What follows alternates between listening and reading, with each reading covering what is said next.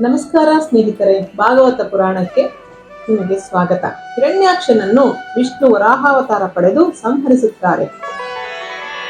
ಹಾಗಾಗಿ ಹಿರಣ್ಯಕಶಿಪ ತನ್ನ ಅಣ್ಣನನ್ನು ಕೊಂದ ವಿಷ್ಣುವಿನ ಮೇಲೆ ವಿಪರೀತವಾದ ದ್ವೇಷ ಬೆಳೆಸಿಕೊಳ್ಳುತ್ತಾನೆ. ವಿಷ್ಣುವನ್ನು ಸಂಹರಿಸಬೇಕೆಂದು ಕೊಳ್ಳುತ್ತಾನೆ. ಆದರೆ ವಿಷ್ಣುವಿನ ಜೊತೆಗೆ ಹೋರಾಡಲು ಅವನಿಗಿರುವ ಶಕ್ತಿ ಸಾಲದೆಂದು ಇನ್ನೂ ಅಧಿಕವಾದ ಶಕ್ತಿ ಗಳಿಸಲು ಅರಣ್ಯಕ್ಕೆ ಹೋಗಿ ಬ್ರಹ್ಮದೇವರಿಗಾಗಿ ಗಾಢವಾದ ತಪಸ್ಸು ಶುರು ಮಾಡುತ್ತಾನೆ. ಅದೇ ಸಮಯಕ್ಕಾಗಿ ಎದುರು ನೋಡುತ್ತಿದ್ದ ಇಂದ್ರ ಹಿರಣ್ಯಕಶಿಪನ ರಾಜ್ಯಕ್ಕೆ ನುಗ್ಗಿ ಅವನ ಬೆಂಬಲಿಗ ರಾಕ್ಷಸರನ್ನು ಕೊಂದು ಹಿರಣ್ಯಕಶಿಪನ ಮಡದಿಯನ್ನು ಬಂಧಿಸುತ್ತಾನೆ. ಆದರೆ ನಾರದರು ಇಂದ್ರನನ್ನು ತಡೆದು ನಿಲ್ಲಿಸಿ, ಒಂದು ಸ್ತ್ರೀಯನ್ನು ಬಂಧಿಸುವುದು ತಪ್ಪು, ಅದರಲ್ಲೂ ಈಕೆ ಗರ್ಭವತಿ, ಈಕೆಯನ್ನು ಹಿರಣ್ಯಕಶ್ಯಪ ಬರುವವರೆಗೂ ನನ್ನ ಆಶ್ರಮದಲ್ಲಿಯೇ ಇರಿಸಿಕೊಳ್ಳುತ್ತೇನೆಂದು ಅವಳನ್ನು ಕರೆದುಕೊಂಡು ಹೋಗುತ್ತಾರೆ.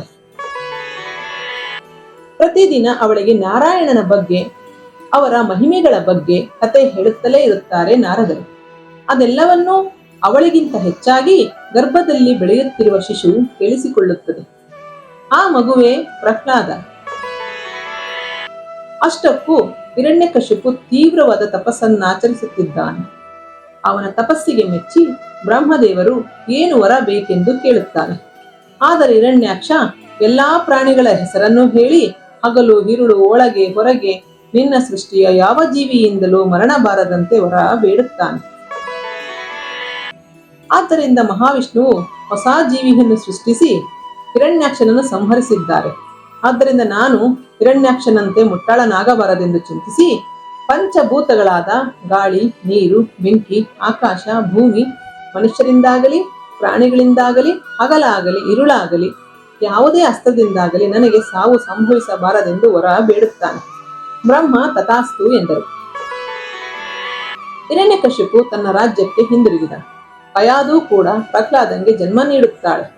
ಇನ್ನು ಸಾವಿಲ್ಲದ ಹಿರಣ್ಯಕಶಿಪ ಪ್ರಪಂಚವನ್ನೆಲ್ಲ ಅಧೀನಕ್ಕೆ ಪಡೆಯುತ್ತಾನೆ. ಯಾವ ಮೂಲೆಯಲ್ಲಾದರೂ ವಿಷ್ಣುವಿನ ನಾಮ ಕೇಳಿ ಬಂದರೆ ಅವರೆಲ್ಲರನ್ನೂ ಕೊಲ್ಲುತ್ತಾ ಪ್ರಪಂಚದಲ್ಲಿರುವ ವಿಷ್ಣು ದೇವಾಲಯಗಳೆಲ್ಲವನ್ನೂ ಭಂಜಿಸಿ ಭಕ್ತರನ್ನು ತನ್ನ ಸಹೋದರಿಯಾದ ಹೋಲಿಕಾಳಿಂದ ಕೊಲ್ಲಿಸುತ್ತಾನೆ. ಹೋಲಿಕಾಳಗೆ ಒಂದು ಅದ್ಭುತವಾದ ಶಕ್ತಿ ಇರುತ್ತದೆ.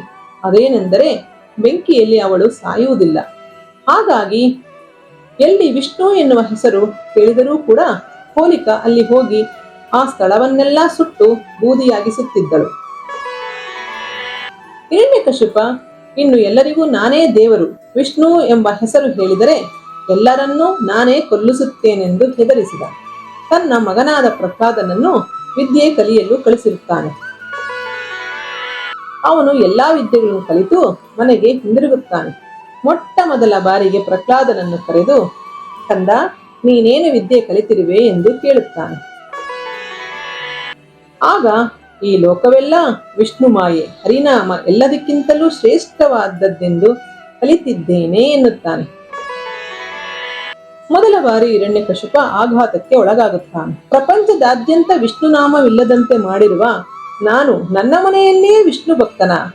ಮೊದಲು ಮುದ್ದಾಗಿ ನಂತರ ಕೋಪದಲ್ಲಿ ವಿಷ್ಣು ನಮ್ಮ ಪರಮ ಶತ್ರುವೆಂದು ಬುದ್ಧಿ ಹೇಳುತ್ತಾನೆ ಹಿರಣ್ಯಕಶಿಪ. ಆಗ ಪ್ರಹ್ಲಾದ ಯಾವುದಕ್ಕೂ ಒಪ್ಪುವುದಿಲ್ಲ. ನಿನ್ನ ಚಿಕ್ಕಪ್ಪನನ್ನು ಕೊಂದವನನ್ನು ಹೇಗೆ ಪೂಜಿಸುತ್ತೀಯಾ ಪ್ರಹ್ಲಾದ ಎನ್ನುತ್ತಾರೆ. ಅದಕ್ಕೆ ಪ್ರಹ್ಲಾದ, ನಿಮ್ಮ ತಮ್ಮ ದುಷ್ಟ, ದುಷ್ಟನನ್ನು ಸಂಹರಿಸುವುದು ಧರ್ಮ, ನೀವು ಕೂಡ ಧರ್ಮವನ್ನೇ ಅನುಸರಿಸಬೇಕು ಅನ್ನುತ್ತಾನೆ. ಅದಕ್ಕೆ ಹಿರಣ್ಯಕಶಿಪ ಇನ್ನೊಂದು ಬಾರಿ ವಿಷ್ಣುವಿನ ಹೆಸರು ಹೇಳಿದರೆ ನಿನ್ನನ್ನೂ ಕೊಲ್ಲಿಸುತ್ತೇನೆ ಎಂದು ಹೆದರಿಸುತ್ತಾನೆ. ಆದರೆ ಪ್ರಹ್ಲಾದ ಅದಕ್ಕೆ ಹೆದರುವುದಿಲ್ಲ. ಇನ್ನು ತನ್ನ ಮನೆಯಲ್ಲೇ ವಿಷ್ಣು ಭಕ್ತನನ್ನಿಟ್ಟುಕೊಂಡು ಪ್ರಪಂಚದಲ್ಲಿರುವ ವಿಷ್ಣು ಭಕ್ತರ ಮೇಲೆ ಪ್ರತಾಪ ತೋರಿಸುತ್ತೀ ಎಂದು ಜನರು ಹೀಯಾಳಿಸುತ್ತಾರೆ. ಮಾನಕ್ಕಿಂತಲೂ ಮಗ ಮುಖ್ಯವಲ್ಲವೆಂದು ತೀರ್ಮಾನಿಸಿದ ಹಿರಣ್ಯಕಶ್ಯಪ ತನ್ನ ಸೇವಕರನ್ನು ಕರೆದು ಪ್ರಹ್ಲಾದನನ್ನು ಸಂಹರಿಸುವಂತೆ ಆದೇಶಿಸುತ್ತಾರೆ. ಹಿರಣ್ಯಕಶಿಪನ ಸೇವಕರು ಪ್ರಹ್ಲಾದನನ್ನು ಸಮುದ್ರದಲ್ಲಿ ಎಸೆದರು. ಬಾಣಗಳಿಂದ ಚುಚ್ಚಿದರು, ಶೂಲಗಳಿಂದ ತಿವಿದರು, ಆನೆಗಳಿಂದ ತುಳಿಸಿದರು, ಪರ್ವತಗಳ ಮೇಲಿಂದ ತಳ್ಳಿದರು, ಹಾವುಗಳಿಂದ ಕಚ್ಚಿಸಿದರು. ಏನೇ ಮಾಡಿದರೂ ಕೂಡ ಪ್ರಹ್ಲಾದ ಸಾಯದೆ ಕಿರುನಗುತ್ತಾ ಹಿಂದಿರುಗಿ ಬಂದು ಹರಿಹರಿ ಎನ್ನುತ್ತಿದ್ದ. ಇನ್ನು ಇವನನ್ನು ಕೊಲ್ಲುವುದು ನಮ್ಮಿಂದಾಗದು ಪ್ರಭು ಎಂದು ಪ್ರಹ್ಲಾದನನ್ನು ಹಿರಣ್ಯಕಶ್ಯಪನಿಗೆ ಒಪ್ಪಿಸುತ್ತಾರೆ ಸೇವಕರು. ಆಗ ತನ್ನ ಸಹೋದರಿಯಾದ ಹೋಲಿಕಾಳಿಗೆ ಪ್ರಹ್ಲಾದನನ್ನು ಕೊಟ್ಟು ಅವನನ್ನು ಭಸ್ಮವಾಗಿಸುವಂತೆ ಹೇಳುತ್ತಾನೆ. ಆದರೆ ಹೋಲಿಕಾಳನ್ನು ವಿಷ್ಣು ಸಂಹರಿಸಿ ಪ್ರಹ್ಲಾದನನ್ನು ರಕ್ಷಿಸುತ್ತಾರೆ. ಅದುವರೆಗೂ ವಿಷ್ಣು ಭಕ್ತರನ್ನು ಹಾಗೂ ವಿಷ್ಣು ದೇವಾಲಯಗಳನ್ನು ದಹಿಸಿದಂತಹ ಹೋಲಿಕಾ ಮರಣಿಸಿದ್ದರಿಂದ ಪ್ರಜೆಗಳು ಸಂತೋಷದಿಂದ ಹೋಲಿ ಎಂಬುವ ಹಬ್ಬ ಆಚರಿಸುತ್ತಾರೆ. ಹೋಲಿಕಾ ಬೆಂಕಿಯಾದ್ದರಿಂದ ಅದಕ್ಕೆ ವ್ಯತಿರಿಕ್ತವಾಗಿ ನೀರು ಚೆಲ್ಲುವ ಹಬ್ಬವೇ ಹೋಲಿ. ಕಾಲಕ್ರಮೇಣ ಆ ನೀರಿನಲ್ಲಿ ಬಣ್ಣ ಬೆರೆಸಲು ಶುರು ಮಾಡಿದರು. ಆನಂತರ ನೀರನ್ನು ಬಿಟ್ಟು ಬಣ್ಣವನ್ನು ಹಚ್ಚಲು ಶುರು ಮಾಡಿದರು. ವಿಷ್ಣು ತನ್ನ ತಮ್ಮನನ್ನು ಕೊಂದಿದ್ದಾನೆ, ನೀನು ನನ್ನ ತಂಗಿಯನ್ನು ಕೊಂದಿರುವೆ. ವಿಷ್ಣುವಿಗಾಗಿ 3 ಲೋಕಗಳು ಹುಡುಕಾಡಿದ್ದೇನೆ, ಆದರೆ ಅವನು ನನ್ನ ಕಣ್ಣಿಗೆ ಕಾಣದಂತೆ ತಿರುಗಾಡುತ್ತಿದ್ದಾನೆ. ಅವನೊಬ್ಬ ಹೇಳಿ, ಅಂತಹವನನ್ನು ನೀನೇಕಿಷ್ಟು ಆರಾಧಿಸುತ್ತಿರುವೆ ಎಂದು ಕೇಳುತ್ತಾನೆ ಹಿರಣ್ಯಕಶ್ಯಪ. ಅದಕ್ಕೆ ಪ್ರಹ್ಲಾದ, ಅಪ್ಪ, ನೀವು ವಿಷ್ಣುವಿಗಾಗಿ ಎಲ್ಲೆಲ್ಲೋ ಹುಡುಕಿದ್ದೀರಿ, ಆದರೆ ವಿಷ್ಣು ನಿಮ್ಮ ಹೃದಯದಲ್ಲೇ ಇದ್ದಾರೆ, ಎಲ್ಲಾ ಕಡೆಯಲ್ಲೂ ಇರುತ್ತಾರೆ ಎಂದ ಪ್ರಹ್ಲಾದ. ಇನ್ನೂ ಕೆರಳಿದ ಹಿರಣ್ಯಕಶ್ಯಪ, ನನ್ನಲ್ಲಿದ್ದಾನ, ನಿನ್ನಲ್ಲಿದ್ದಾನ, ಇಲ್ಲಿದ್ದಾನ, ಅಲ್ಲಿದ್ದಾನ ಎಂದು ಎಲ್ಲಾ ಕಡೆ ತೋರಿಸಿದ. ಪ್ರಹ್ಲಾದ ಎಲ್ಲಾ ಕಡೆಯೂ ಹರಿ ಇರುತ್ತಾರೆ ಎಂದು ಹೇಳುತ್ತಾನೆ. ಇನ್ನು ಕೊನೆಯದಾಗಿ ಈ ಕಂಬದಲ್ಲಿದ್ದಾನ ಎಂದು ಕೇಳುತ್ತಾನೆ. ಪ್ರಹ್ಲಾದ, ಇದ್ದಾನೆ ಅಪ್ಪ ಎನ್ನುತ್ತಾನೆ. ಇನ್ನೂ ಕೆರಳಿದ ಹಿರಣ್ಯಕಶ್ಯಪ ತನ್ನ ಗದೆಯಿಂದ ಆ ಕಂಬವನ್ನು ಹೊಡೆಯುತ್ತಾನೆ. ತನ್ನ ಭಕ್ತ ಸೋತು ಹೋಗಬಾರದೆಂದು, ಅವನ ನಂಬಿಕೆ ಹಾಳಾಗಬಾರದೆಂದು ಉಗ್ರ ನರಸಿಂಹಾವತಾರವಾಗಿ ಆ ಕಂಬದಿಂದ ಹೊರಬರುತ್ತಾರೆ ಶ್ರೀ ಮಹಾವಿಷ್ಣು. ಆ ಕಂಬದಿಂದ ಹೊರಬಂದ ನರಸಿಂಹನನ್ನು ನೋಡಿದ ಹಿರಣ್ಯಕಶ್ಯಪ ಸ್ತಂಭಿಸಿ ಹೋಗುತ್ತಾನೆ. ನರಸಿಂಹಸ್ವಾಮಿ ಹಿರಣ್ಯಕಶ್ಯಪನನ್ನು ಹೊತ್ತು ಹೊಸಲಿನ ಮೇಲೆ ತನ್ನ ತೊಡೆಯ ಮೇಲೆ ಮಲಗಿಸಿಕೊಂಡು, ಕೇಳು ಹಿರಣ್ಯ, ಇದು ಹಗಲಲ್ಲ, ರಾತ್ರಿಯಲ್ಲ, ಸಂಜೆ. ಮನೆ ಹೊರಗಲ್ಲ, ಒಳಗೂ ಅಲ್ಲ, ಮಧ್ಯ. ನಾನು ಪ್ರಾಣಿಯಲ್ಲ, ಮನುಷ್ಯ ಅಲ್ಲ, ಮಧ್ಯ. ನನ್ನ ಉಗುರು ಆಯುಧವಲ್ಲ ಎಂದು ಹೇಳಿ ತನ್ನ ಉಗುರಿನಿಂದ ಹಿರಣ್ಯಕಶ್ಯಪನ ಹೊಟ್ಟೆಯನ್ನು ಸೀಳಿ ಕರುಳನ್ನು ಮೈತುಂಬ ಧರಿಸಿ ಹಿರಣ್ಯಕಶ್ಯಪನನ್ನು ಸಂಹರಿಸುತ್ತಾರೆ ಶ್ರೀ ಮಹಾವಿಷ್ಣು.